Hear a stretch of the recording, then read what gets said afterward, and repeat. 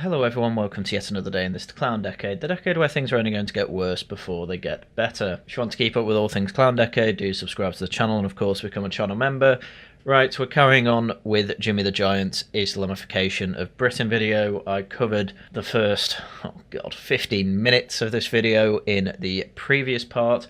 Go take a look at that before watching this because we're going straight back into it and hopefully I can take out a big chunk of the video in this response. Right, take it away. I am not the smart bro here, right? I didn't do all of that debunking. God help me, I did not do that. Oh, then you should fire the guy who did. That was a horrendous level of debunking. You had one good point. Whoever did your debunking for you just made up a number. I mean, I didn't mention this in part one, but obviously when you change the 70-odd to 16-odd sexual assaults, I have no idea what the maths was to try and work out how to assume those 71 arrests were actually of 16 people. It's just not mentioned. Basically, he had an answer he wanted to get to, which was around 3, and just made up a number to make sure the equation fit that. There's no explanation as to how he actually got there. This is awful debunking. Good at waving my hands and chatting shit. The work done into debunking those statistics were these two legends on TikTok, Lewis Aaron and Sneaker. I'll link them below. Please go support them and help them. Because yes, that is right. Two TikTokers, unlike the entire media establishment, actually bothered to click on these reports and read them. Yeah, but then a humble YouTuber decided to fact check what they claimed, and it turns out that they were absolutely horrendous. Again, they did good work in finding one good point in that they took out one of the notes saying, oh, these arrests aren't necessarily the number of people, which is kind of implied anyway from arrests, but I understand the issue with then saying it's this many arrests per 1,000 people with the implication that it's this many people who are doing the sexual assaulting. I understand that, but there wasn't actually an attempt to find the actual number of people who did it, because at the end of the day, we're limited by the statistics and the data that we do have. And this is the best we did have. Unfortunately, Jimmy the Giant's audience are just going to assume, oh, two TikTokers did all this research? Well, I guess I'll trust them. And no, it turns out that a YouTuber has to fact check them, give you absolutely all of the first-hand data that I had available to let you know the methodology here, and it turns out the methodology is pretty much what they said the methodology was, which is, yeah, how statistics works, but, well, I guess this is why you don't trust TikTokers and trust YouTubers instead. And when I say YouTubers, I obviously just mean me, because a lot of other YouTubers are just silly. Like this one. Record number of migrants in the UK are not in work, which, if you click on the report, the button doesn't work. Jimmy's one of these really annoying people that does not link his sources in his description. Fortunately for you, once again, I'm actually bothering to look into all this. I found the page. Yes, indeed, the link does not work. That's a hiccup on the main site, and the hyperlink literally is just the same website as this page. However, you look into it slightly more, you can Google the report and find out that it is actually a Substack report showing that there are 1.689 million non-UK nationals either economically inactive or unemployed, which is higher than the first quarter of 2024 and is bigger than 1.628 million that was recorded in quarter 1 2012. Why were there so many unemployed people in 2012? And this is just a report that is largely trying to fight the narrative that obviously we're bringing migrants over to work. Well, how are over 1 million of them workless, let alone 1.5 million? And it's costing the Treasury a lot of money. I do wonder if the claim is going to be this report doesn't exist rather than a link is broken on a website, which, yes, obviously the CMC should fix. That didn't stop the media sharing it. Well, yeah, the report exists, it's just a link's broken on their page. Believe it or not, when they were sharing the report, they sent the direct link to the Substack rather than a link to the page that should take you to the Substack. If we look at the Centre for Migration Control's About Us page, you will see no team listed, or any evidence that there is a team. Yes, well, especially what after happened to Charlie Kirk, I can't exactly say that I blame them for wanting to keep their identity largely secret. Ultimately, if their arguments are so bad and they're so easy to debunk, which you completely fail to do, by the way, why does it particularly matter who these people are? Attacking the ball and not the man is typically what you should be doing in the free marketplace of ideas. Instead, you're demanding names and faces. Yeah, it's not going to get you very far. They're listed under a trading name of Athelney Campaigns Limited. Athelney being the name of the town that King Alfred fought off foreign invaders and saved Britain from them. England, Britain. Britain wasn't even a thing for another 1,000 years. But, I mean, let's be real. There's a lot of people on the right wing that feel like they are effectively fighting, at the very least, a culture war to reclaim a traditional sense of Britain, which I know is controversial, but I basically see Britain and England as the same thing. You know, there's a reason the Scots, Welsh and Irish don't like it. But go on, where are you going with this? If you look them up on Companies House, you'll see they were set up in March of 2024 with one name, the director, Robert Bates. Yep, cool, he sounds like a hero. So, yeah, it seems to be one guy, old Robbie Bates. And we don't know who he is. We don't know where he's from. We don't know where or if he went to school, if he's got any academic credentials. And we don't know who's funding him. Yeah, see, this is the thing. It's gone from let's attack the ideas. They did that horribly. And now it's going to be another half an hour of let's attack a man. This video called The Islamification of Britain has very quickly turned into how can I attack the Centre for Migration Controls, because they've set out their methodology, followed their methodology, understood limitations of their methodology, which they removed one of, I'll admit, and now it's quickly, as I say, turned into how do we attack the man. I don't particularly care who Robert Bates is, I care about what he publishes. Is what he publishes accurate? Well, he's fairly open, not fully open. I want to make that language clear about what his methodology is, how he worked it out, what FOIs he used, and cites all his first-hand data. So I don't really see a problem with this. This will get you a pretty good mark in statistics. I mean, who's funding him as well? I mean, the amount of left-wing lobbying groups that also have shady funding, it's politics, I guess. Why do the right only get shafted for this? Answer, ideological cohesion of people like Jimmy and all the friends he's made. Again, as I said last video, Jimmy doesn't really believe in anything. He just says whatever gets him the most attention. It's rather pathetic, really. But people have dug into him, and the first ever piece of evidence that this man even exists on the internet was a TV interview he did in 2017 on the state-owned propaganda channel called RT, also known as Russia Today. Well, I mean, it's fair to say this was pre-war. I mean, don't get me wrong, it's certainly a channel that I would avoid going on. However, when you're trying to make a media portfolio for yourself, you kind of just take what you can get. You know, Mehdi Hassan started his media career by working for Al Jazeera, which is Qatar's state-owned publication, and that is literally just a propaganda for Qatar. So, you know, Mehdi Hassan, if he's starting out there, I'm not going to particularly complain about someone going on to Russia Today, not even as a presenter, by the way. Mehdi Hassan was a presenter on Al Jazeera, but going on as a guest after he was invited. And yes, obviously they're going to be pushing all sorts of things on Russia Today, but that doesn't mean it's all untrue, and that doesn't mean that you should be blacklisted just for going on it one time. Who have since been banned from broadcasting in the UK. Yeah, that was post-war. He went on it pre-war. You understand it's banned because of this whole war thing going on. Going on it before that war happened, you can't really complain about that. 5 years before it as well, by the way. This is a bit of a reach. He went on Would You Believe It, GB News a bunch of times. Yeah, well, GB News is now pretty much the most legitimate 24-hour news channel we have going. It's certainly the most popular. I mean, it's got itself to a point where they're pretty much the go-to news channel for the government to take them with them whenever they're doing some sort of deal on migration. Keir Starmer took them to France when he was going over there to sort out the return deal. And that was a horrendous deal, by the way. So it's quite silly to try and say, would you believe he went on GB News? Yeah, I would believe that. Everyone does. And even managed to appear in an undercover expose from Channel 4, where it was found out that he is a senior campaigner for Reform UK.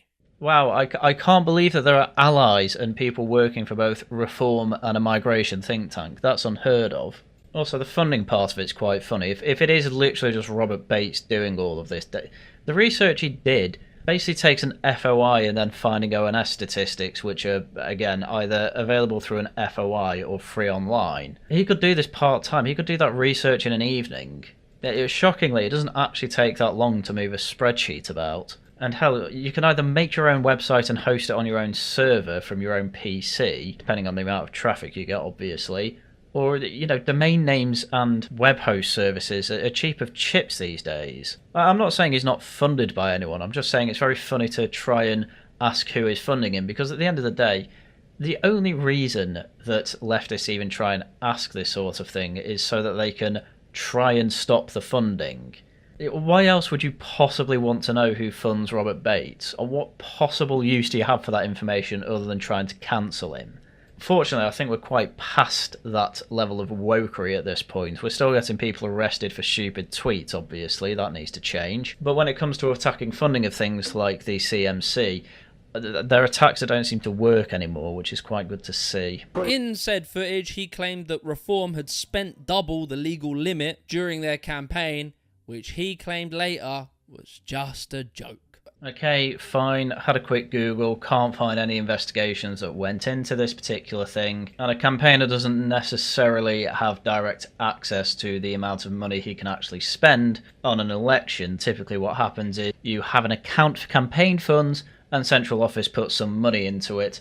You can also obviously top it up from your local branch funds, but this is obviously all audited. I think it would be pretty stupid for Robert Bates, assuming he is the campaign manager, which I don't think he is, of the branch I mean, to actually put extra money in there when it all has to be audited. But there we go. I can't find anything to suggest that they actually broke the spending limit. And he said this while stood next to another guy who was saying things like this. The car has a pride flag on its bonnet. You see that degenerate flag on the front bonnet? What the old Bill doing promoting that crap? Yeah, people are fed up of seeing the pride flag everywhere. That's not a shock. Wow, I can't believe Reform, when they got in, the first thing they did was stop flying pride flags, have people that don't like the pride flag. That's insane. It's about catching nonsense, not promoting it. Oh, some guy says something stupid when he doesn't realise he's on camera. Gosh, shock horror. Yeah, this is the problem with, part of the problem with being a Reform activist. You just have to be on your best behaviour all the time, because you never know when you're on camera, because everyone is trying to catch you out. Like, honestly, everyone would be in jail if they were jailed for their stupid outbursts that they come out with every now and then. People are human, they make mistakes and they say things they don't mean. Get over it. So yeah, Rob, just a guy, sat in a room, presumably with a laptop, just anti-migrant propaganda farming. Yeah, and amazingly, your arguments against him were horrendous. What does that tell you about you? It took you a team of a YouTuber and 2 TikTokers thinking that they're above everyone else to try and debunk him, and you didn't even do it very well. This is literally 2025, by the way. I know research papers and policy papers that have literally been written by people in a bedroom on their laptop. Like, this isn't unusual in any way. Just making it look professional makes you be taken seriously, so well done Rob Bates for that. Much of the British elite class, politicians, media, journalists, just seem to have gobbled everything he reports up uncritically. Well, as we went through last video, when you look at it critically, it turns out his statistics aren't too wrong. And yeah, a problem is with the left is that you all got really lazy. You all got incredibly lazy, so of course nobody's fact-checked it, and when they do, it's awful. Is it any wonder that the right wing have had to basically massively up their arguments and make their research largely ironclad, and it got to a point where the left got so lazy on that front that they can't even be bothered to look at it, and then when they do like you have, they do it terribly. No, I'm not shocked. This is what happens when you have no standards, and you put all the standards to the right wing. The right wing end up doing better work. Look, you might hear all that and think, yeah, fair enough, this sounds like bullshit. Oh, I expect that from you all the time, Jimmy. I've gone through enough of your content. Oh, sorry, you mean from Rob Bates. Yeah, no, I'm not going to lie, I trust him way more than I trust you. You might now question some of this, but your belief hasn't gone, it hasn't changed. I mean, no, I'm no more sceptical than I was before. If anything, I actually think that their statistics are more trustworthy than before I started this, so congratulations for that. Your video has had the opposite effect on me. Because of one very important scandal in particular, an undeniable scandal. Undeniable now, it was not undeniable 2, 3 even years ago. This is obviously going to be the grooming gangs, and I'm going to be amazed at how he actually tries to fight this battle. The grooming gang scandal. The grooming gang scandal, man, sometimes I hate making these videos because this stuff, it's horrific. And when you talk about it the way I am, just in numbers and data, it really dehumanizes it. Yeah, well, it's the old Stalin quote, isn't it? One death is a tragedy and millions is a statistic. And yeah, I really hate covering it too, because it's one of the biggest betrayals of the British public that I think we've ever seen. And, you know, in the last video we brought up the point about poor white areas being crime-riddled and compared it to a capital city in Morocco. And, well, I suppose this is the point. Yeah, places like Blackpool are a bit slummy and don't have a good police force. Could be due to underfunding, but at the end of the day, this is the thing, isn't it? The only way you can really have a well-funded police force is by, well, having good economic activity in your area. And of course a police force that actually knows how to do its job. But anyway, this is all by the by. I want to know what his argument is about the grooming gang scandal, because I have no idea how he's going to actually try and tackle this. And I have a horrible feeling he's going to say, but my white man.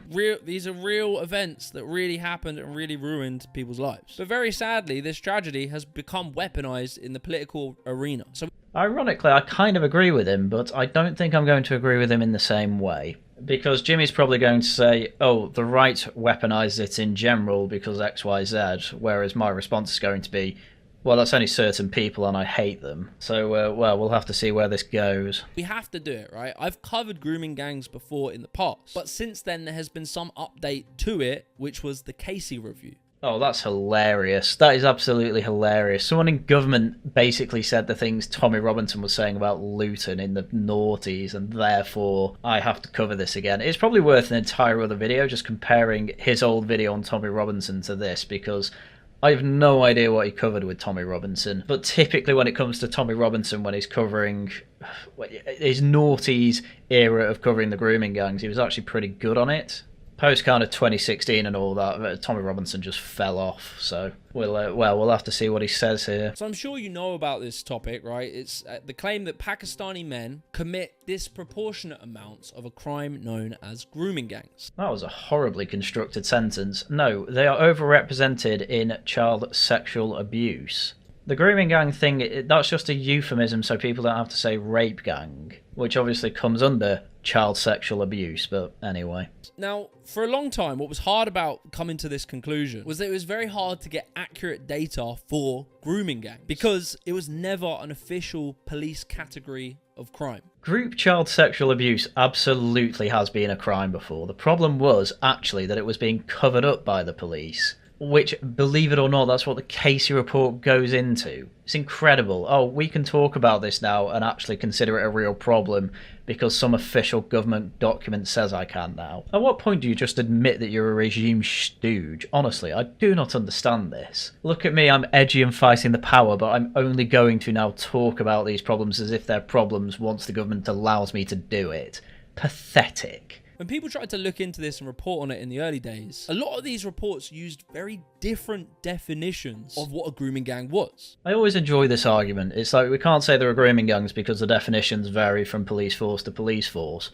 What was absolutely amazing is that every time, though, they found girls were being raped. Like, that's the issue. I don't really care what the specific definition is. What we do know is that there were Pakistani men in gangs coercing these women in with drugs and alcohol and things like that, and then eventually these girls were told, you tell anyone, we'll kill you and we'll kill your family. And we even know that the police were involved. There were policemen involved in this too. Some of them were Pakistani, and obviously it's not exclusively Pakistani. There were some Yemenis, I think. There were Afghans. Obviously it was mostly men doing the raping, though there were some women helping enable it. We know this stuff was happening. The detail of these have slightly different definitions, therefore we couldn't cover it probably, is absolutely absurd. Sorry, I have problems with Tommy Robinson, I have an awful lot, but he was right to bring up Luton has this problem. You can find stories that go back as far as the 70s of things like this going on. There was a massive cover-up, that is the problem. You are ironically helping up. You are helping defend that cover-up by going through all this. Like, it doesn't matter if there are slight differences in this. It doesn't matter that you can't get proper statistics on this back in 2010 or whatever. The problem is that it was happening and it was being covered up and nothing was done about it. Can you not see how stupid it is to try and say, oh, there were slightly different definitions from police force to police force, though? Like, who cares? It was covered up. That's the big problem here. Some would put emphasis on the location where they were groomed, being outside of the home. Again, these details have absolutely nothing to do with the topic at hand, and this is all just an excuse for, oh, this is why it was covered up for so long. Like, yeah, I get it, you're disgusting, we're moving on. Those sorts of definitions would exclude people who were groomed online, people trafficked into the country, or peer-on-peer abuse. Okay, well, for a start, the online grooming is very much more of a, let's call it a white British way to groom kids, which obviously quite famously had the Clacton nonsense being the ones to find people like that. Pretty much every time it would be a white Brit, and then on top of that, when the police started doing this, pretty much the same demographic, but this time they actually ended up arresting ex-ministers in the Labour Party. So I would imagine, oh, because of these different definitions and it was all a bit of a mess, oh, it turns out Pakistanis weren't overrepresenting it, really. God, it depends where he's going to go with this, but I have such little respect for him. I'm just going to make the worst case scenario possible in my head, and somehow it'll disappoint me even more. Many of the different reports mentioned that these crimes took place very often in places like taxis and takeaways. Yep, cool, fine. What's your point? So across all these sort of different reports that use different definitions, there was a sort of trend that seemed to be emerging that showed different levels of representation of different racial groups. Yes. And one of them was largely being covered up. I know what the reply to that's going to be. Oh, what about the BBC? Yeah, I want the BBC burned to the ground, fine. Like, they shouldn't have covered up Jimmy Savile and Rolf Harris and Gary Glitter, I agree. Defund the BBC, but I doubt that you're on the side of defunding them. The first big one was the Quilliam report, 2017. It said that 85% of these grooming gangs were Pakistani men. Okay. This one, again, was spread all across the media, uncritically, whilst it hadn't been peer-reviewed. I mean, peer reviewing's typically just an academic pursuit, and it can improve the quality of the piece of work. There's been peer-reviewed articles that have turned out to be complete nonsense. Think of all the trans stuff. But I'm quite cynical about peer reviewing. It seems to be much more a mechanism for keeping orthodoxy alive as long as they can, rather than actually trying to find out whether it's good research or not. However, in terms of this Quilliam research paper, it does not need to be peer-reviewed.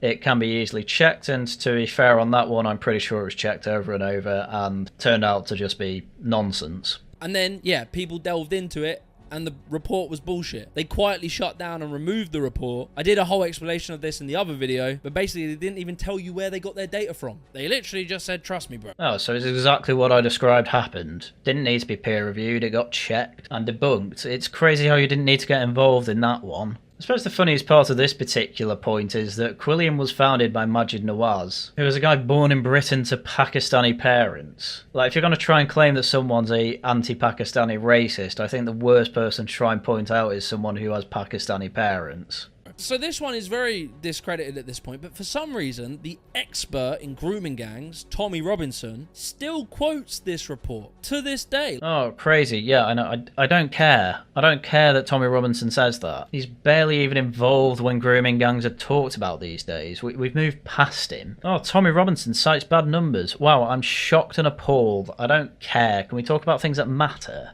As recently as 9 months ago in this video with Tyler Oliveira, which got millions of views and was not fact-checked, just assumed to be true. Yeah, well, if it makes you feel better, that's mostly being watched by people outside of the United Kingdom, so I wouldn't particularly worry about that.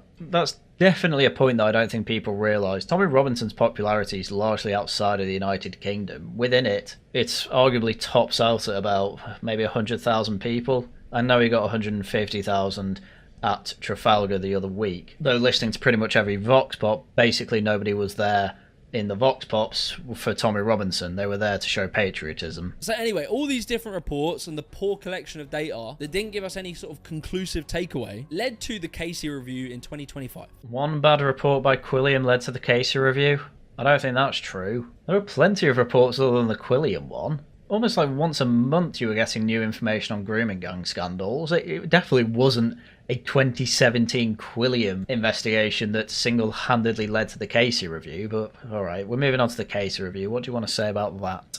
which concluded that in 3 specific police constituencies, there is a local overrepresentation of Asian/Pakistani men in group-based CSA. Can't help but notice you've completely ignored that last sentence. More data needed to gain a national picture. Yeah, this is, again, how statistic works. There's a limit to our data. I'm letting you know there's a limit to our data. This is what we know about the areas we've researched, but we don't have a good national picture yet. This was the point in a national inquiry, so we could get a national picture. In fact, this is how dishonesty is. I decided to look at the case review again. I covered it before, but I don't have the conclusions off the top of my head. But in a section called Denial, which is possibly the most ironic part of this, the conclusion says, we looked at data held in 3 local areas. There is evidence that men of Asian ethnicity are overrepresented as perpetrators in group-based child sexual exploitation in those areas, taken together with significant number of prosecutions of men from Asian ethnic backgrounds, evident in local reviews and prosecutions across the country. This should have, and still indeed does, warrant further examination. So here, just to be clear, here is Jimmy trying to say, oh, well, look, this was a national review, and they actually only found it was 3 local areas where Pakistani, Asian men, whatever, are overrepresented when it comes to the perpetrators. He does not mention, because he's either incredibly lazy or the people that he hired are incredibly dishonest. Well, he might not have hired them, he just worked with them. Yeah, it turns out that there's only 3 local areas they can report on because they only looked at 3 local areas. You want to put those statistics in a much more dishonest way that would be on the side of, say, Tommy Robinson. That means 100% of the local areas they looked at had Asian men overrepresented as the perpetrators of group-based child sexual exploitation or grooming gangs. You are a total hack, and you are part of the problem, and exactly part of the reason the Casey report was done in the first place, and it is despicable that you are now using the Casey report to further deny what is going on throughout Great Britain. It's not just England, it happens in areas of Wales and Scotland too, and I wouldn't be shocked if it's in areas in Northern Ireland as well. This was covered up by an awful lot of official people, by people in the media, and now you are doing it in the alternative media. You should be ashamed of yourself. In Greater Manchester, it was shown that they're 3.1 times as likely. Rotherham showed that they were 16.5 times as likely. And West Yorkshire, 2.2 times. Yep, that was the 3 local areas that they looked at. Do you have statistics for any other local authority, or only the ones they actually researched? And the Casey review updated the conclusion, which said, due to this really inconsistent data recording from the police forces, the previous claim that was made that white men are the most likely to be involved in grooming gangs, which was what the 2020 report concluded, is misleading. Alright, good. How are you going to address that one? Sorry, again, it just has to be said. I love this. He wouldn't be saying this if the Casey review didn't openly say it. Again, you've got to give props to Baroness Casey. She has completely kneecapped any sort of denial you can do about this whole issue. Because, literally, we don't have the data to prove that. Because ethnicity wasn't recorded in 2/3 of the cases. Correct, but where it is recorded, guess what? We can tell who's overrepresented, and guess what? It's men of an Asian background. Now, again, I'm with Baroness Casey. More research does need to be done into this. But now you're completely stuck. How do you address this? People like Farage and Jenrick were correct. Jenrick didn't help with the problem when he was in government, so I don't trust him whatsoever, but you can't deny what he's saying now about the issue. He is correct about it. Now look, there's many different ways we could talk about this, but yeah, not many of them are particularly honest ways to talk about it, so I assume you're going to pick one of the dishonest ways, given how you've gone so far. But I'm going to use an example. Now this doesn't seem to get as much news, but you might have heard that in the UK, there was a number of CSA scandals in the Catholic and the Protestant churches. Oh my god. Yeah, and church attendance took a nosedive after that. Do you think anyone defends the Catholic Church for diddling boys? Honestly, what are you talking about? People thought that this was despicable when it turned out it was covered up. Are you kidding me? It's damaged the Catholic Church's reputation, possibly beyond repair. You have not had, to any degree, the same outcry against communities that have been grooming girls arguably as far back as the 70s. I didn't think he'd try this.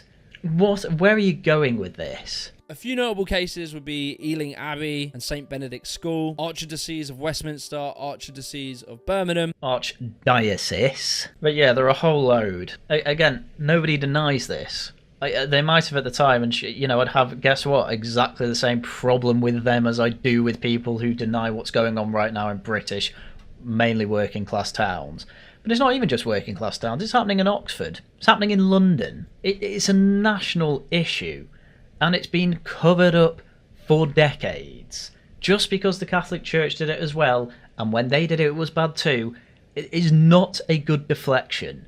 In fact, I'd probably go as far to say that this is evil. If I was to ask you honestly, in the British Protestant, the British Catholic Church, in these cases that happen, do you think there's potentially an overrepresentation of white British perpetrators? Maybe, I don't know. One thing I do know is that there was an overrepresentation of Catholic priests and possibly Protestant priests. I don't know the Protestant one as well. I know the Catholic one a lot more, due to it being more of an international issue. But is this really where we're going with this?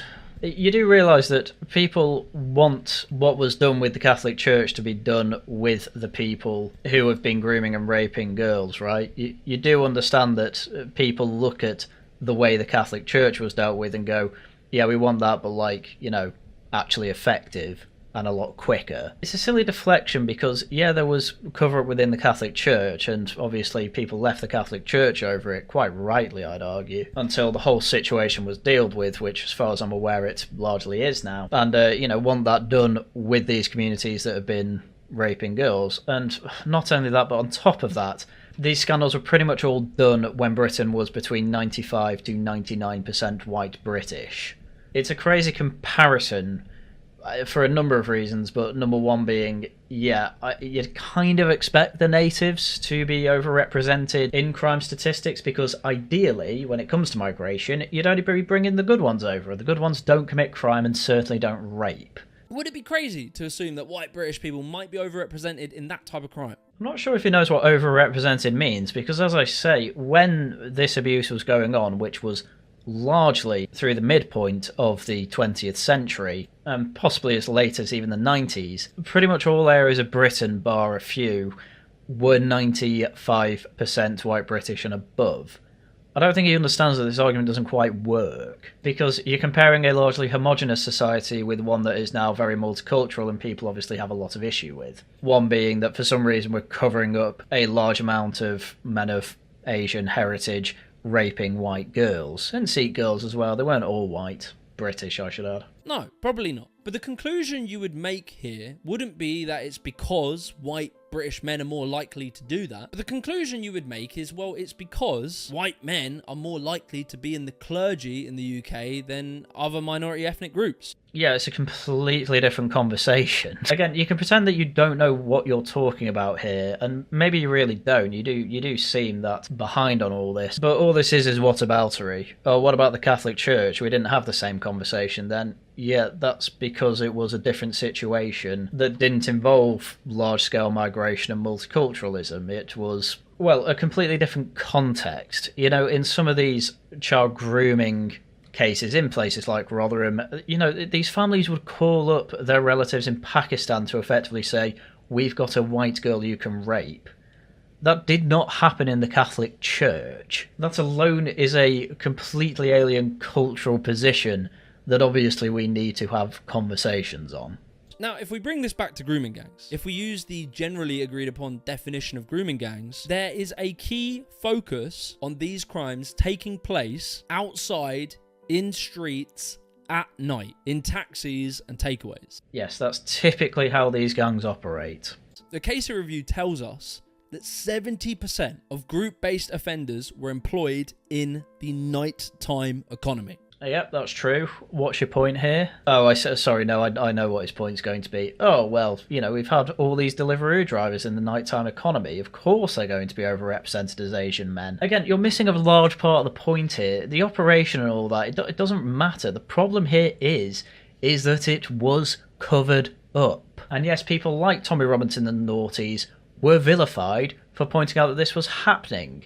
This is all covered in the denial section. The defensive behaviours of organisations responsible when challenged on their handling of child sexual exploitation has added to the misery and suffering of victims and further hampered efforts to tackle child sexual exploitation more effectively. Resistance and reluctance to review and acknowledge past mistakes, apologise and take action is unnecessary and leaves wounds unhealed.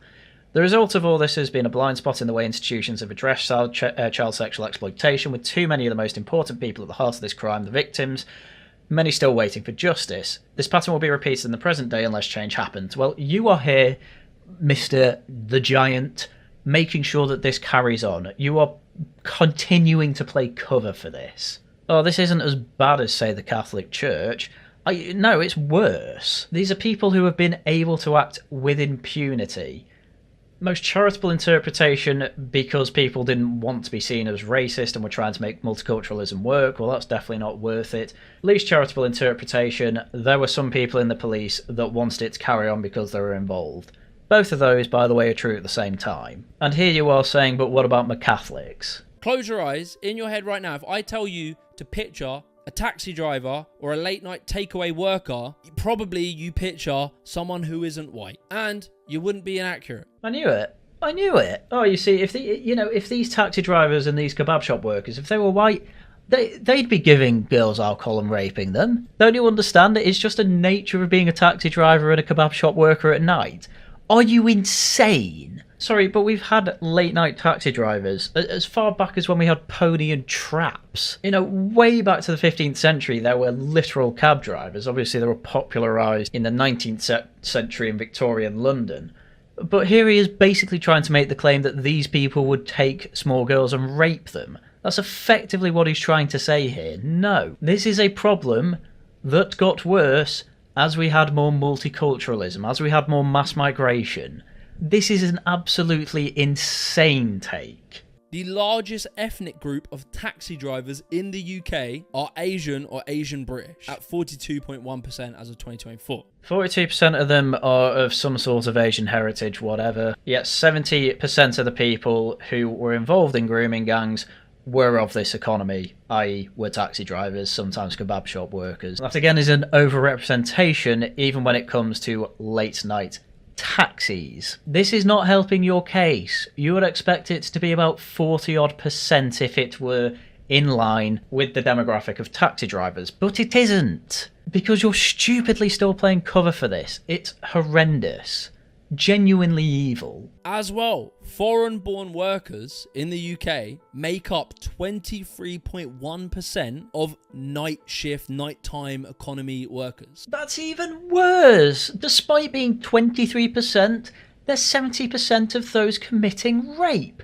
Grooming gang, child sexual exploitation in a group-based setting, I don't care. This is kneecapping your own argument. Why are you saying it like this is helping your point? It's destroying it, you moron. Now, with that in mind, do you suspect that a crime that in nearly every single report mentions a core part of it is that it takes place in the nighttime economy with taxis, takeaways? Do you think it's possible that there might be an overrepresentation of Asian men in those crimes? No, because in neither of those statistics does it show that Asian men are even the majority of these nighttime workers. In fact, you messed up your data again. When you cited your nighttime economy one, that was just people born outside the United Kingdom, so it didn't even look into whether they were Asian, Afro-Caribbean, whatever. It doesn't matter. You didn't go into the same demographic. You compared apples with oranges again, and now for some reason you're looking over at the lemons. This is the problem. This is like a cargo cult of doing research.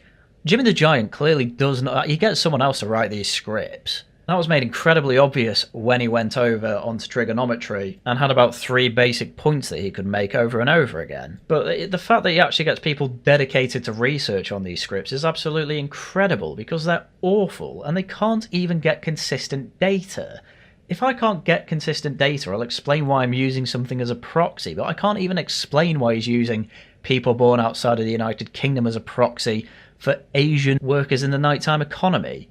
And even on top of that, it's not even 25%. What I'm trying to say here is that it's quite clear that the majority of the nighttime worker demographic is actually not Asian, and yet they are still overrepresented in all of these statistics of perpetrators of grooming gangs. So as I say, he's just completely destroyed his own point, and it's embarrassing he's not realised that. Well, you're literally reading this out. This is what I mean. I don't think he writes these scripts. I think he just reads them like an NPC and trusts them. He's a complete and utter fool, and he doesn't even realise that he's playing into part of the problem that the Casey review was pointing out. Possibly. I mean, again, we don't have the whole data on this, but possibly it could be the case. Okay, and why was this not a problem before, well, the 1970s in some areas, but certainly the 2010s now? Why were taxi drivers in Victorian London large-scale raping girls, eh? Certain areas, maybe. And it's what the Casey review evidence sort of points towards. However, with all of that said, Baroness Casey herself mentioned specifically, if you zoom out of this specific crime of grooming gangs, which makes up 0.6% of all CSA allegations, we will see that white men commit the majority of all CSA. Yes, we know. Again, this is a deflection. The problem with grooming gangs is that they were covered up, people were pretending that it wasn't happening, and it took the case review to come out for you to try to actually say, okay, yes, this is happening and it's a problem. And then 2 seconds later you start deflecting on every other thing that you can because you don't want the anti-immigration side, as you call it, to win. I'm sorry, we've already won. It is now just a question of when are all the illegals going and when are we going to stop paying benefits to people who are born abroad? That's literally what the question is now. It's when, not if. You've already lost, which makes this video even more pathetic. When we look at the data for people in prison for CSA, we will see that they are roughly in alignment with their size as a percentage of the population. Okay, yep, no one's ever claimed otherwise. The problem with this group-based crime is that obviously when white men do it, it's usually online, it's usually in online groups, and it's usually relatively hidden from the community because, believe it or not, the British community generally frowns upon paedophilia. When it comes to the Asian one, it's, you know, the wives and daughters can be involved sometimes in covering it up. As I say, sometimes they make calls over to Pakistan for relatives to come over and join in too. It's a cultural problem. You're not addressing that though, because ultimately if you have to address that, then it turns out maybe Robert Barnes is somewhat correct on some things. But you can't ever say that, because then you wouldn't be getting your 20 and 30 and 10 quid or whatever off your audience. Literally going to help cover up the grooming gangs for 50 quid. That's how much it costs to get Jimmy to help with the problem with covering up the grooming gangs. That's all it cost. It's incredible. So with all that in mind, if we do go and do a national review and we come to the conclusion there is an overrepresentation of Asian men in grooming gangs, the question we would ask wouldn't be why do Asian men commit more CSA than white men? Because from what the data tells us isn't the case, they don't commit more. The question would be why, when they commit crimes against children, do they do it as a group more than white men? Oh wow, I just said exactly that. Yeah, that's a really good question. Can you please address it? Which is a very different claim than what some people make. Yeah, it's still a really bad one. Now this whole scandal, right, was really a showcase of the failure of the British state to firstly record data correctly, secondly to just dismiss many of the victims of the grooming gangs who came forward but were pretty much dismissed because they were working class people. Sure, yeah. Your third point better be about the fact that politically correct culture, woke if you want to call it that, absolutely infested the institutions of Britain, including the police and many of the police forces, if not all of them. There was also claims that they feared being seen as racist if they were to report an ethnicity. Okay, but that's from the victims, so, you know, this clearly goes beyond the institution. PC culture affected literal victims of rape. You know, do you not think we've gone a bit too far here, Jimmy? They even, in some cases, they even convicted the children as child prostitutes. Yeah, man, crazy how people still cover this up. This whole thing was a massive failure. It had a devastating impact on victims' lives and also allowed for this to become weaponized in politics as part of this story that Pakistani men or foreigners at large come in here and assaulting our women and children. I mean, I'm not being funny, but that is literally what the Casey review found when it came to group-based exploitation. Like, what do you think the group was? You think the group was taxi drivers? You think the group was kebab shop workers? Why aren't white taxi drivers generally involved in this? Yes, some of them will be paedophiles, I have no doubt about that. But it's not like they had a whole system where they pick up these girls in taxis, take them to the kebab shops, be given booze, drugs and gifts that eventually coerced them into this relationship, and then they were raped by multiple men, and in some instances even had one of their buttocks branded to say that this is a girl that belongs to me. Yeah, man, it's just because they were taxi drivers. All whilst being protected by the British state. And there's a lot of real genuine problems and things we did wrong in this situation. But when we look at the world of politics and the media, and we look at what are they proposing is the solution to grooming gangs, it seems to be, I don't really know, it seems to be maybe stop the boats. I mean, to be fair on that point, the people who come over in boats don't seem to do group-based paedophilia. From the convictions we've had so far, it's just individuals. But that's kind of a different issue. The way to deal with the grooming gangs is pretty obvious.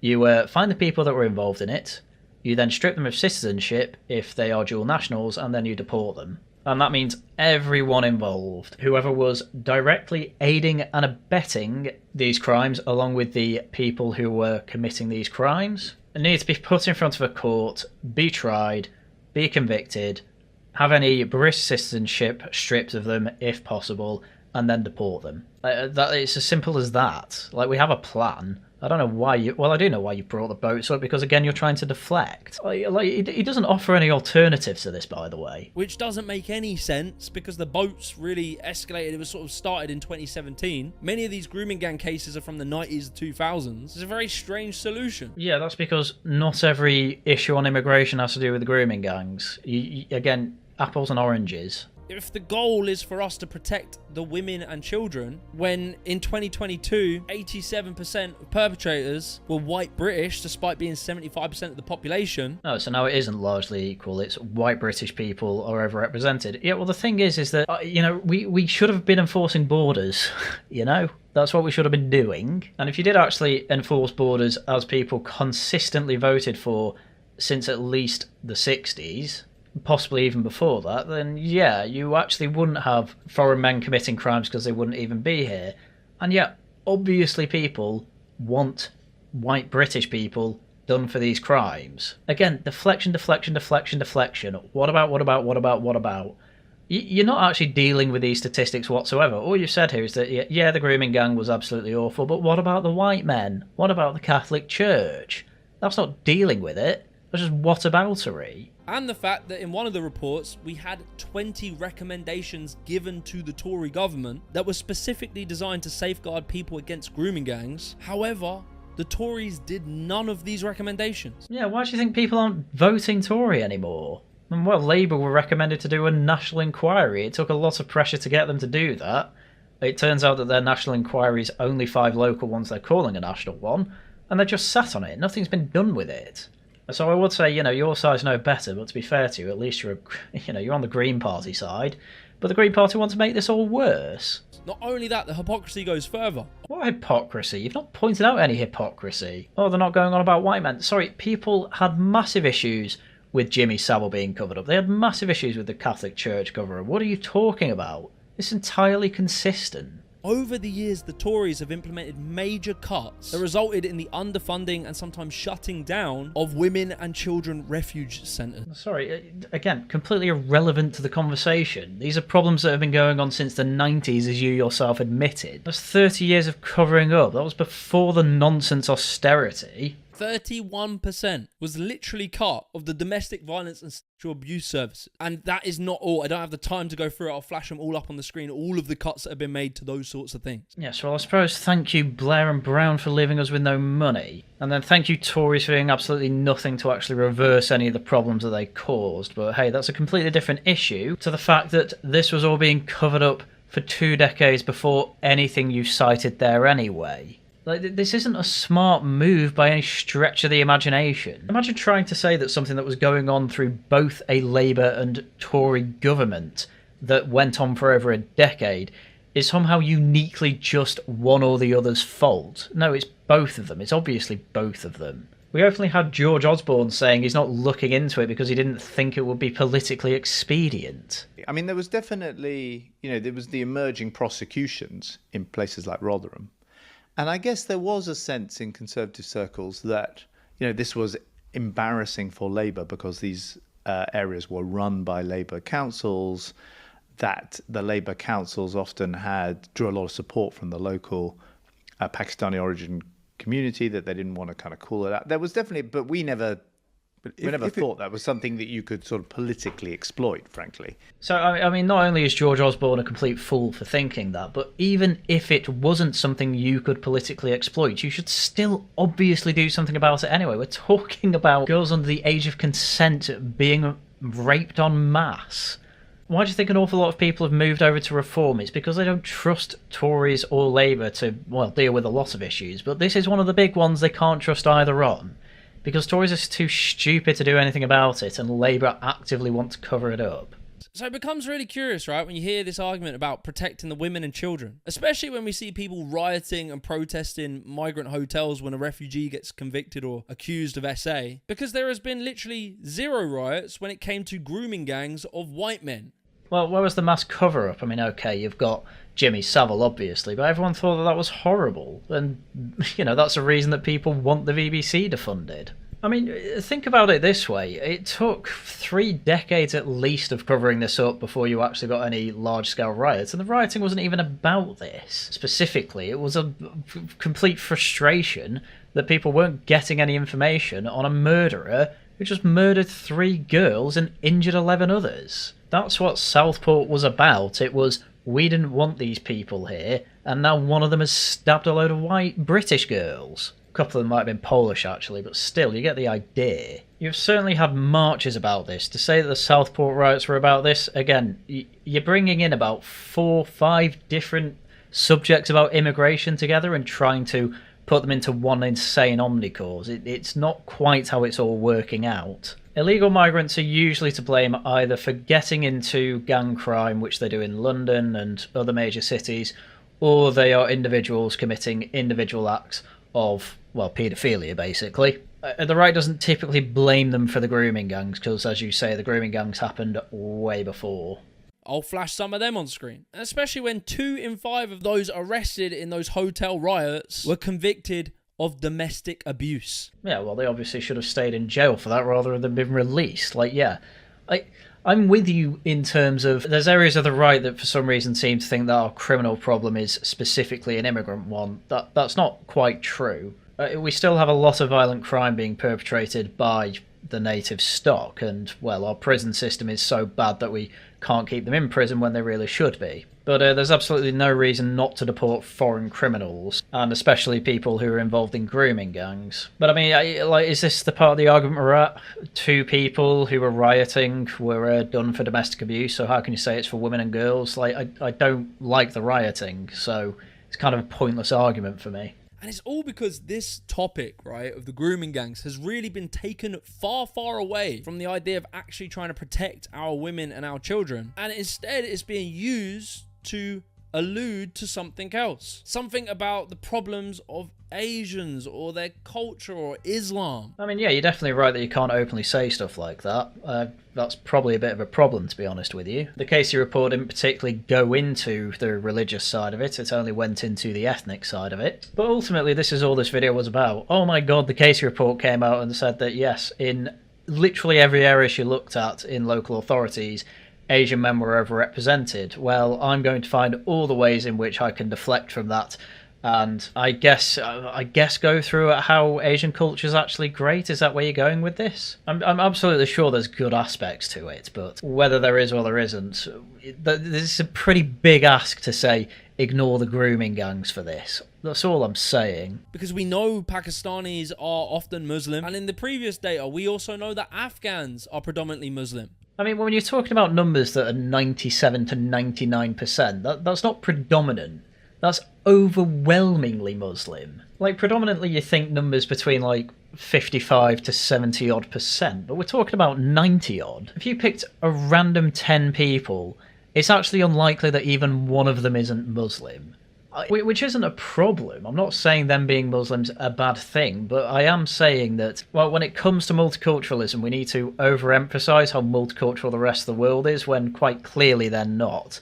Multiculturalism is only a thing that has to be borne upon in Western societies, whereas the rest of the world are apparently perfectly fine and even good for basically being complete monocultures. We're being told it must be Islam. It must be Muslims. So let's do it. Let's look into it. Is Islam the problem? Are Muslims integrating into Britain? Are they eroding British culture? Well, as the famous line goes, what do all these Mohammeds have in common? Listen, I understand the anxiety comes with the people that say it's a Muslim problem in general and it's all Muslims. I'm absolutely not one of those people. There are obviously Muslims that have been well integrated. Just look at Zia Yusuf and look at Layla Cunningham, and as I say in plenty of videos like this, I have plenty of friends that are Muslim that I consider well integrated. And you only really know they're Muslim because they partake in Ramadan. And then there needs to be a question of why it's, and this is the correct way of saying it, predominantly Pakistani men but not exclusively, because you have Afghanistanis getting involved, Yemenis as well I think. I can't remember the other groups. I think there are even some Polish thrown in there.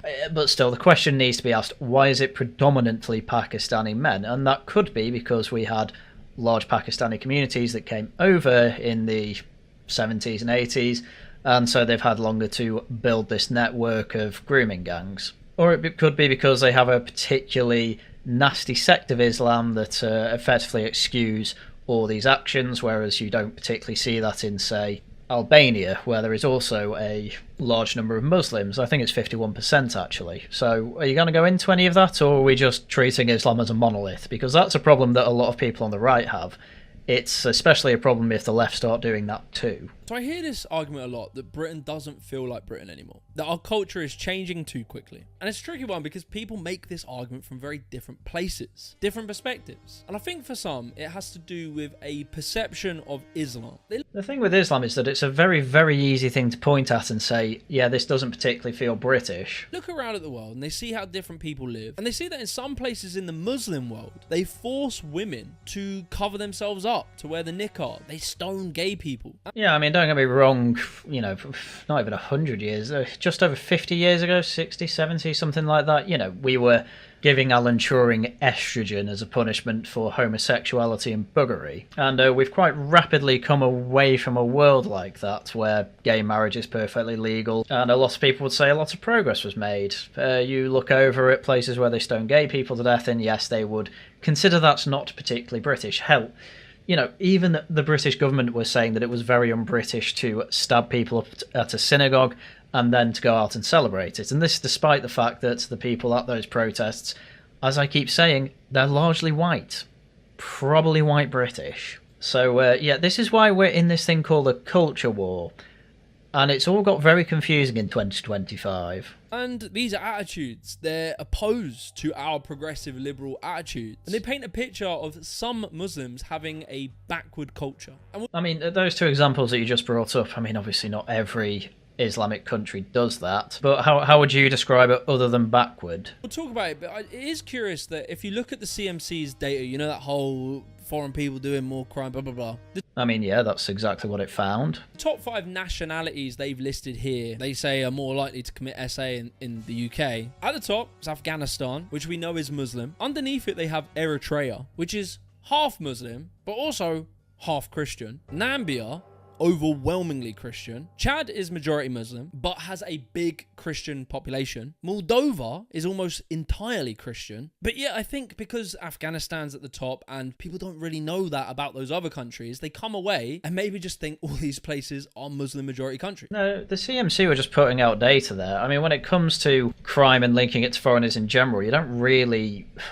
that you only really get that when it comes to group sexual assaults. I mean, as you kept going through, when it comes to sexual assaults in general, it's pretty well spread out. However, from the data set that they managed to get from the London Police and compare it to the ONS's population statistics, people who aren't British nationals and obviously have nationality from these countries are more likely to be arrested for sexual assault charges. Islam didn't really come into that. You brought Islam into it. Islam is specifically brought into the grooming gang case for obvious reasons. Most of the perpetrators are Pakistani, which, as you went through, 90-odd% Muslim.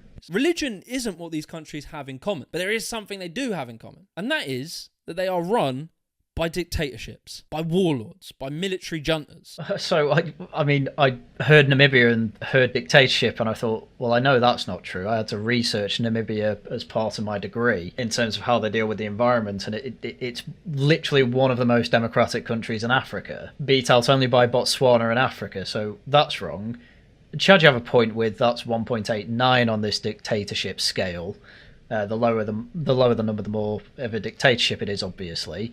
Moldova's 6, so that's pretty much a democracy. Afghanistan's obviously like 0 because of the Taliban. However, this was a study done before the Taliban took over, so, we were helping them out in terms of democracy because they had a more democratic country before the Taliban. Basically, what I'm trying to say here is that he's just lied. He's literally just lied. Of all these countries, yes, 3 of them are more dictatorships on the dictatorships index, but Moldova and Namibia?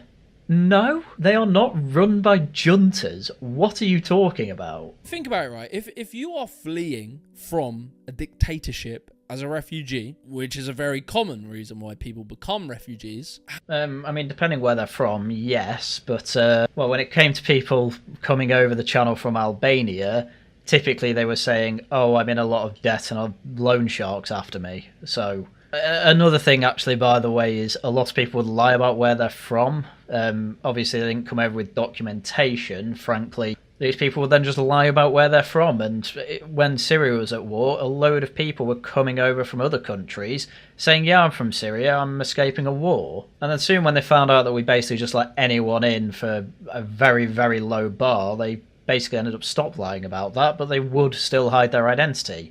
Why would they be throwing their passports and things like that in the sea, Jimmy? Why would they be doing that if they were coming over here with honest intentions? How likely do you think that dictatorship was like some hyper-progressive wonderland? Sorry, is the argument now switching over to these people who were under a dictatorship, or they were forced to be these backward people? Is that what we're saying here? Because typically, if you're trying to escape a place like Afghanistan, the argument is it's because they want to go to a progressive wonderland.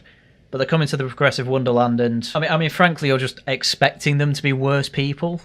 I don't understand how this is a good excuse for criminal behaviour. Are we really expecting the Taliban to have their pronouns in the bio? Is a dictator going to be manifesting girl boss energy? Firstly, there have been rapists who put their pronouns in the bio, so I'm not sure where that comes from. And again, this is all just, this is the classic bigotry of low expectations. Why do you expect them not to try and kiss 15-year-olds? They come from a place where that's normal. Yeah, so there are differences in culture, and one is better than the other. They enforce regressive norms on their people, on women, on gay people. Sorry, but you're using images of God knows what regime this is, but let's just say the Taliban. They've had Afghanistan for what is the equivalent of 5 minutes for cultural norms. And yet Afghanistanis were still right at the top of that sexual assault list. Are you kidding me here? Sorry. Do you think before the Taliban they were progressive? And again, actually, the research that we went through in the last video, they were arrested for between the years of 2018 to 2024. Taliban took over in 2021. So what, are we saying that the Taliban took over and all of a sudden all these Afghanistanis started having completely regressive views, even the ones that were here before the Taliban took over? What's the argument here? That is how these regimes stay in power. No, sorry, these regimes stay in power because they have the monopoly on violence and they won a war. The ideology behind that really is irrelevant. What are you talking about? Do you not think you can have a regime that oppresses its people, maybe say its native population, and bigs up minority populations, say? Do you not think that you could imagine a society where exactly that is happening? Refugees don't come from progressive democracies because progressive democracies don't create refugees. It's almost like one of these cultures is better than the other, Jimmy. That's where all this came from, the idea that some cultures are better than others. That's what he originally had an issue with. Unironically, and he's basically just admitted that's true.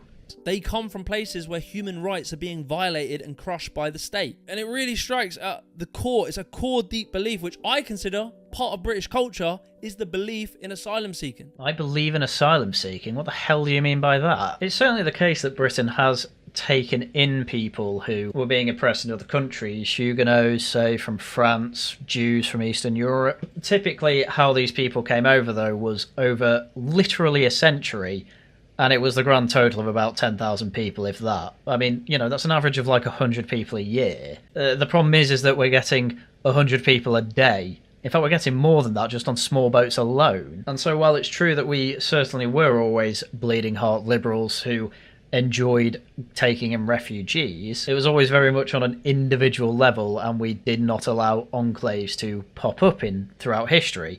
This is very much only a kind of last 2 or 3 decades thing. And I mean, when it comes to Windrush, they weren't refugees. They all just came over and we did nothing to stop them. Oh, we need them for work. Sorry, the main complaint from most of them is that they couldn't find work, or they were refused work. So that's just obviously not true. You can't have the argument that we needed workers when we had the £10 POMS policy going on, where people were going to Australia because they couldn't find work. Give over. And so if you deny these people refuge, then we're hitting a real core argument here, a real deep argument, which is, do you believe in the concept of refugees? Do I believe in the concept of refugees? Yes. The problem you have is that, one, a lot of these refugees are lying, and we know they are, and two, yeah, again, you had a system where these refugees were integrating very well because very few were actually coming over. And we're at a point where people are having enough of it. Like what? You're going to beat me down with, oh, this isn't in line with your British value. Well, guess what? They change all the time. So I don't really mind. If British values change from accept all refugees, which, by the way, has never even been the British position, but if it changes from that to accept a very limited number of refugees who we can genuinely vet and we genuinely find do need refuge, then fine. You know, if that ends up being about 1,000 a year, so be it. 2015 and beyond really showed us that we just open borders for refugees is just ridiculous. We have that now, basically. And it's getting absolutely ridiculous that you still try and defend this. The left really have absolutely nothing to argue about but immigration. It's amazing. They literally can't move on from 2016 rhetoric, despite the fact that basically everyone on the centre-left to the centre-right have now all accepted, yeah, all those arguments we had on immigration, basically bogus, we actually do need to sort this now. Like, everyone agrees, apart from these leftists. Because even by Jimmy's own admission, he's basically never worked a day in his life. And he doesn't really do anything from the looks of it beyond doom scroll and make videos that make him a lot of money. Which to me is part of Western British cultural democracies. Our existence as a liberal democracy was not dependent upon allowing refugees in. What are you talking about? In World War II, we made it an international right because of people fleeing Nazi Germany. Yeah. And they had unintended consequences. It's fine to change it. Something came out of World War II because the Nazis were bad, therefore we need it forever. Just a complete thought-ending cliche. Sorry, this argument doesn't fly anymore. We weren't scared of Jewish people coming here because they were going to bring Nazism with them. Well, yeah, that's because generally Jews weren't Nazis. The thing is that, as you've just said, you've got these oppressive regimes who use religion, Islam say, partly as justification for it, and you're bringing over a load of people with the same religion. So the parallel doesn't exactly work, does it? We only believe in the idea of refugees if they come from a progressive country. Then we don't believe in the idea of refugees. There are massive stories when Ukrainian refugees came over that there were very progressive people that basically didn't want to house them anymore because they kept going on about how surprisingly non-white areas of the country actually were. Like, a few of them went to London, said to their hosts, basically where are all the white people, and the hosts were like, don't really want you in my house anymore, you're a bit racist. Sorry, but the leftists can pretend and act like they're all pro-refugee, but the reality is that they're only pro-refugee for the people that basically the right wing don't agree should be refugees. For example, like, they don't really care about Hong Kongers, but nobody does. Ukrainians that came over and then started saying, why are there so many black people here, you know, all of a sudden they shouldn't be allowed in my house. But then for some reason there is absolutely endless cope for saying, oh, well, don't you understand, these people who came over from the Taliban, well, they're going to have backward cultures. But I don't understand why you'd think that, because did the Jews from Nazi Germany have backward culture? And it's like, you know, pick one. Those are two completely incoherent arguments when you put them together. Ones that I have found a nuance in because you couldn't be bothered to do it, because all this video is an advert to say to some people, I'm on your side, give me money. And that's exactly what you got. Which to me goes against British cultural values. Which to me goes against British cultural values. Just to translate that, what he's saying is that it goes against my personal values. And he's trying to extrapolate that as to British values. What he's done is found one particular thing that Britain did, completely bastardised what actually happened, and then pretends that, say, people who would be radically to the right of even me in 1940, your average person that is, would be perfectly happy with hundreds of thousands of people saying they're refugees coming over every year, while they are quite clearly causing a massive amount of crime. I mean, you show any average video of your average London street where you probably even see people snatching phones, and these people would basically be begging for the King of England to bring the army in and sort this all out. I'm not even joking. Now look, with that in mind, I do completely understand that people are basing some of this opinion on data. When you poll British Muslims on their attitudes to certain social issues, there are some worrying attitudes. We can't dodge that. So the right are correct again. What's your point? Why do you keep undermining yourself and then pretend that you aren't? There was a poll that Channel 4 run from 2016, which is a decade old, bear in mind. But it did show back then that 52% of British Muslims thought that homosexuality should be illegal. That would be in line with British values of the 1930s, to be fair to them. 39% agreed that a woman should always obey their husband. 31% believed that polygamy was acceptable. And about 4% expressed sympathy for people who carried out violence against those who insulted Islam. Can we now agree, Jimmy, that some cultures are better than others? Is that what you're trying to tell me? Because I don't think it is. But here's the thing about these attitudes, right? And this is a well-known, understood phenomena, is that younger generations don't hold the same views as their parents. The younger generations, their attitudes change. When you poll young British Muslims on economics, their attitudes and their worries, fears about what's bothering them in their life, their attitudes are nearly identical to the British population. Sorry, when you poll them on economics, we're not talking about... You've done the apples and oranges thing again. Why are you talking about economics when we were just talking about cultural attitudes? What the... How does he do it? Who writes this script for him? Do they not... I don't... Why would they bother checking it? What's this all for? It's all for money. It's all a grift. That's why he lies. Goodness me. And we can see really clearly already just how different support for gay marriage is from the young generation as opposed to the older generations. With the oldest being +10 in favour of making homosexuality illegal, but the 18 to 35 age group being -8% in favour of banning homosexuality. I mean, this is a hell of a reach. He's hyper-focused on outlawing homosexuality, in which there is an 18-point difference. Which, bear in mind, this would probably go from -50 to +50. I don't know, I've not seen the scale. It's completely ignoring that pretty much every cohort wants women to take a more traditional role in society. He's completely ignored that the young people are massively on board with outlawing abortion compared to all of the other cohorts. Like, this is the definition of cherry picking. Like, these statistics are all over the place. They don't really prove one thing one way or the other. And yet he chose outlaw homosexuality as the main one. And it's like, yeah, the young people just about don't think it should be outlawed. Whereas on the other side, it's like, they're kind of on the side of outlawing it. Like, the difference there actually isn't that big when you consider the scale. But then you actually look wider into the other statistics and it's like, oh, they're not really going that progressive, especially when you look at abortion. And hell, they're equal on gay marriage. Like, sorry, but again, this is a massive reach. Like, I'm not shocked that there are more young Muslims who are integrating. Like, that will happen naturally, and I've seen that happen with my own eyes, but it's clearly not happening on a large scale. And the weird thing is that the youngest cohort seem to be the most likely to want polygamy, aside from 50 to 64. Why are the young people so into polygamy? Well, it's because quite a few of them who left Islam might be looking at polygamy in a bit of a different way to how your traditional Muslim would look at it. When it comes to identity, 93% in that old survey said that they feel that they belong to Britain. Well, this is where the problem comes in. What's their version of Britain? Because it very well could be their local neighbourhood that's, as we went through in the last video, 70-odd% Asian British. And it's like, well, how well integrated are they really? Because this is a big problem when it comes down to the definition of integration. For the left, integration basically means, well, there's been a community that's lived here for like 30 years or so, therefore they're integrated. Whereas obviously for the right, it's, well, how involved with the rest of the country actually are there? Bear in mind, more British Muslims joined ISIS than have joined the British Army.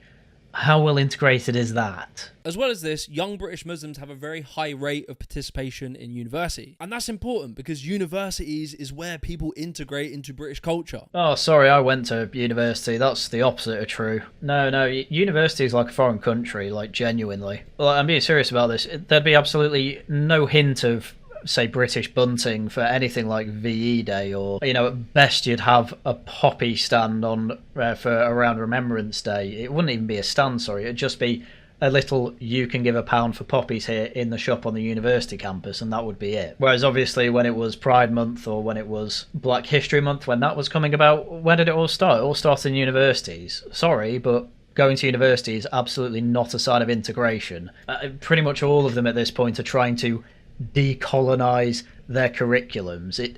If anything wrong is happening in Britain, you can always guarantee it's starting off at universities, and they're at a point where they are just getting away with absolute crazy stuff. Universities, workplaces, cultural settings. This is where liberal values are the norm. Incredibly progressive values, yes, which are arguably incredibly illiberal.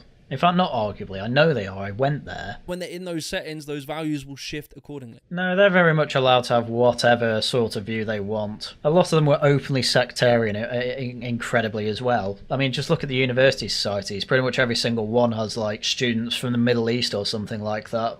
This isn't integrating, that's literally societies that are around and available to not integrate. And just, you have to think for scale, right? We talk about these liberal values as if we've always had them. We haven't. Just in the 90s, a majority of British people believed that homosexuality should be illegal. Well, that it was morally wrong, not that it was illegal. Yeah, we've had a crazy shift in attitudes over the past 30 years. And people, it's such a British thing. We've basically had an entire cultural revolution. Everyone acts like nothing's changed. No, an awful lot of Britain has changed, and the only person that really noticed was Peter Hitchens. I mean, do you think there's something magic about Britain that when you come over here, you'll just magically start post-1990 believing that gay marriage and being gay is morally okay, or at least not morally wrong? I would say you're being absolutely ridiculous. My evidence would be 2 millennia of history before that. People's attitudes can and will change over time. Yes, but you're going very Whig version of history here, aren't you? They can only possibly get more progressive. What if people end up going regressive? What if we end up stoning people to death in Britain in 10 years' time? Hell, from the stats you brought up before, you just completely ignored the times where the change in attitudes either weren't happening or were going in the opposite direction. You're pretty nuts to claim this, to be honest. The common and consistent trend, which has been seen through all historic groups of migrants, is that their cultural attitudes over generations will become in line with the mainstream British culture. Okay, well, grooming gangs have been going on for 3 decades, at least, so how long are we waiting before that actually stops? Sorry, we're not a melting pot. We only really started trying the melting pot experiment since, well, at least the 50s. You know, the Windrush generation, yes, quite a few of them did integrate. Some of them didn't. Notting Hill Carnival isn't exactly called a celebration of British culture, is it? But obviously we tolerate some small-scale things like that. Obviously the Notting Hill Carnival's got out of hand and there's an awful lot of knife crime there every year. But hopefully the Met Police will finally do something about that and sort it. And so this is what it comes down to. We're being asked to tolerate an awful lot of things that we really do not want to tolerate, and basically you're being called racist if you don't tolerate it. Well, sorry, but like, what's the timeline here? How long before we stop seeing grooming gangs in places like Telford and Rotherham? Because this is a thing that's never appreciated and isn't being appreciated. They're still ongoing. When do they stop, Jimmy? This was the exact same for Black Caribbean people in the 70s, the exact same for Irish Catholics in the 70s. I mean, yes, again, as I just said, both of them had relatively large cohorts that did integrate. However, you know, you can probably blame the Irish Catholics for the attitude of the Scousers to the rest of England. And over time there can be a bit of give and take, and, you know, to the stuff we tolerate, that's effectively what we are taking. What we don't tolerate is what they should give. The problem we have at the moment is that there's absolutely no give and it's all take from the foreign cultures. At least that's how it feels at the moment to an awful lot of people. You know, as I say, I'm not the type of person that pretends that Britain needs to basically be a museum. However, the way mass migration has worked, I mean, again, it's not even close to the scale of the Windrush or the Irish that came over. Hell, everyone thinks that the people who built railways, you know, the navvies, that they were all Irish. Less than 10% of them were. We're in a very unique time with immigration here, with the West Indian immigration from the Windrush generation. You know, a lot of them were treated like they weren't actually wanted here, but then they couldn't actually afford to go back, and that's why they ended up making quite closely knit communities. And some of them even still integrated after that. Think Trevor Phillips. He has an excellent book on it. The problem now is that absolutely all of the onus is on the British people to be as tolerant as possible while we get absolutely nothing in return, or at least nothing that we particularly want anymore. That's just how some people feel.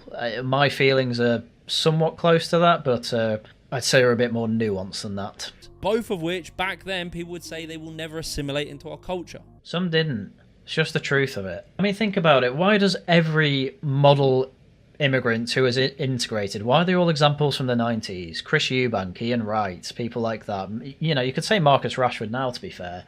You know, there's some examples from now, but they're few and far between, certainly compared to what they used to be.